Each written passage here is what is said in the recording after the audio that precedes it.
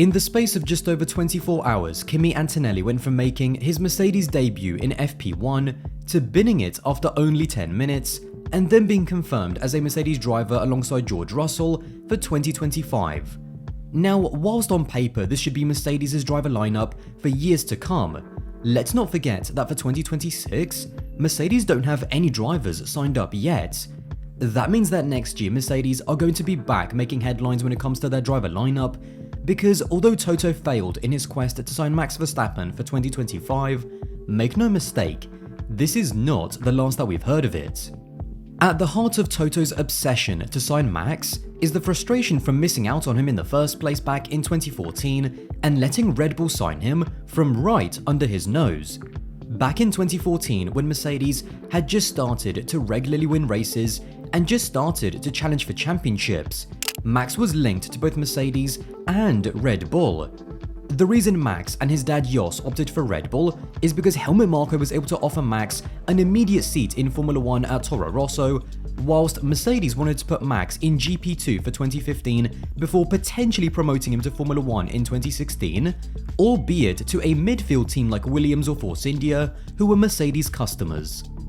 Missing out on Max for whatever reason still hurts Toto to this day, and that explains both his obsession to sign him and also why he's been so aggressive in fast-tracking Kimi Antonelli. Toto believes that in Kimi, he has found the next generational talent like Red Bull did with Max, and whether people think it's right or wrong, he's basically trying to recreate the beginning of Max's career with Kimi. The fast-tracking through the junior formulas, the quick promotion to a race-winning team at just 18 years old, and then the massive hype that he's generated as well. It's a big risk because all of this puts a hell of a lot of pressure on Kimi's shoulders, but the reality is that regardless of your age, if you really have the speed and potential to be a world champion, then you will adapt and perform in Formula 1 because the best drivers always do. It's really difficult at this stage to put any kind of expectations on what Kimi has to achieve next year in his rookie season, because I think those expectations are going to be determined and then also adjusted when we see how competitive the Mercedes will be and how it develops throughout the season. If the car struggles to compete for podiums, then just being a consistent point scorer will be enough, but if the car is able to fight for wins, then just like Lewis in 2007 or Max in 2016, he has to be capable of winning a race. And now, of course, he's going to make a lot of mistakes. I mean, that's actually a given. But the big problem for him is that, unlike being a rookie in the midfield, when you're a rookie in a race-winning team, your mistakes will always be magnified due to the fact that there is just more scrutiny and more attention on the drivers at the front. This adversity, I think, will really test his mental strength and also his self-belief, because the best drivers, even from a young age, almost have a blasé attitude when it comes to making mistakes. They're really good at believing in their own ability and being able to learn and move on from mistakes very quickly, whilst the worst thing that can happen is for those mistakes to start playing on your mind to the point where they affect your confidence and then ability to push the car. And now, just because Kimi and George are signed on for 2025, doesn't mean that Toto has stopped in his quest to sign Max. In fact, even going back to the contract renewal that Lewis and George signed last year, Lewis made it very clear that him and Toto were not on the same page, and Toto basically decided to slowly push Lewis out of the team and to keep his options very open for 2026. He has set up a situation where he has maximum flexibility, and it's down to the team to create a competitive car that will give him the bargaining power he needs. In terms of Max, it's incredible how at the beginning of the season, when Red Bull was scoring 1-2s for fun and Mercedes were actually slower than Aston Martin, it would have seemed crazy to even consider leaving Red Bull. Despite all of the political turmoil in the background, which is still there by the way, their success allowed him to tolerate all of that noise, because at the end of the day, winning is all that matters. However, as the car's competitiveness has started to decline, and especially as the driving characteristics have started to frustrate Max with how lazy and understeery the car has become, we have seen Max be more critical than ever before towards the team, and you can just start to see more and more cracks beginning to form in their relationship. It's difficult to know at what point Max will be tipped over the edge to the point where he feels the Mercedes move is a justifiable risk that he wants to make. In the here and now, even looking over the last 4 or 5 races, the Red Bull on average has still been the better car, and so we can't just assume that Mercedes 100% will eventually overtake Red Bull. But when you take into account the political turmoil, Adrian Newey leaving, the unknown over Red Bull's 2026 Ford powertrain, and then Mercedes just beginning to gather momentum, not only does it make the Mercedes move seem genuinely more viable, but that motivation and desire to go somewhere new and to try a different challenge is only going to get bigger and bigger if Red Bull don't show signs of improvement in 2025. Toto has been playing a very calculated game in the media because, as much as he has to push back the talk of potentially signing Max,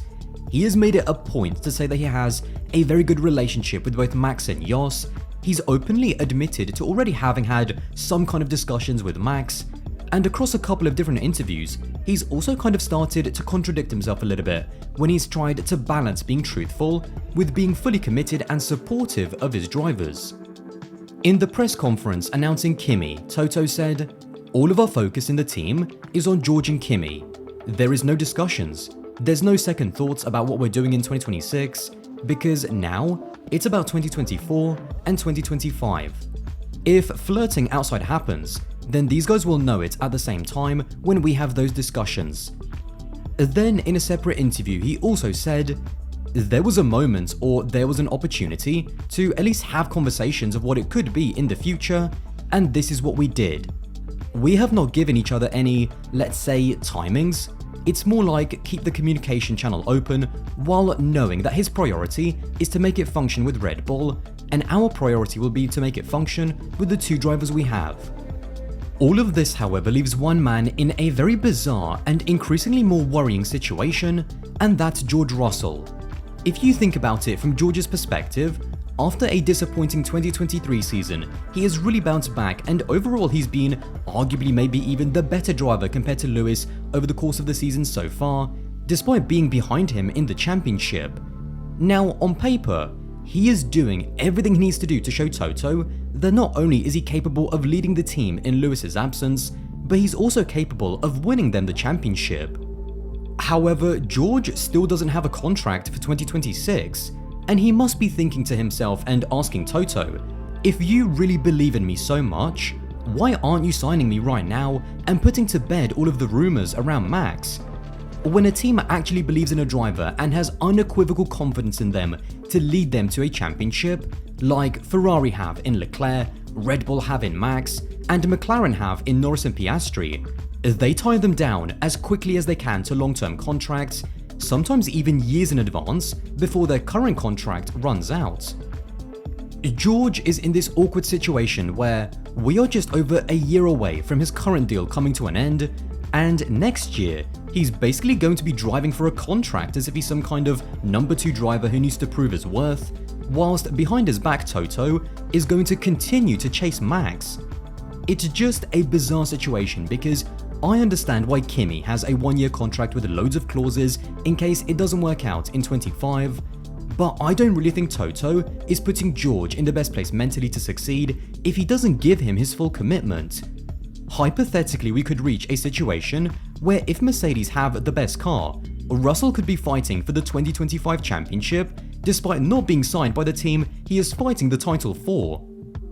Regardless of what Toto says in the media about how much he values George and about how much he and Kimi are the future of Mercedes, until you put pen to paper and until you put your money where your mouth is, the reality is that George Russell is very much driving for a contract, and he still doesn't have the full confidence from Toto that he can win them the championship. I guess in Toto's mind he knows that an all-time great driver like Max doesn't come on the market every year, and so if there is a possibility to get him to Mercedes, even if it is at the expense of Russell, he is going to go for it. But I guess my only counter to that would be, what more do you expect Russell to do? In a previous video, I talked about how Russell beating Hamilton this season might be crucial to his negotiating position for next year, because let's be honest, Russell should be comfortably beating Kimi next year given his age, his history with the team and his experience. Unless George is put into a championship caliber car and is fighting for the title, which we have seen with Lando this year exposes drivers if they are not good enough, I don't think Toto is going to learn something new about George next year that he doesn't know already now. If you can't trust Russell with a long-term deal now to be Mercedes' leader for the next 3 or 4 years, then what difference is George beating an 18-year-old going to make next year to convince you otherwise? This 3-into-2 driver dilemma I think will be one of the most interesting storylines to follow throughout 2025, and as always I was very keen to see what my followers over on Twitter had to say. Simply put, I asked, what do you think the Mercedes driver lineup should be in 26? The winning combination with almost 50% of the vote was Russell Antonelli, then followed by Antonelli Verstappen, and then Russell Verstappen, both getting 25% of the vote. Clearly, unlike Toto, a lot of people feel that if you give George Russell the car, then you don't need Max Verstappen to win you the title, or even need Max Verstappen altogether, given that Mercedes will have 2 Mercedes Junior drivers in their car next season, and potentially for years to come. And now, as always, I am also very interested to see what you will have to say. Do you think Russell is good enough to win Mercedes a championship? What do you think of Toto's mission to try and sign Max Verstappen? And most importantly, let me know what combination of drivers you would sign for Mercedes in 2026 and why. Well, there you have it. If you did enjoy this video and want to support the channel, then don't forget to subscribe, that would be massively appreciated, and I'll see you in the next one.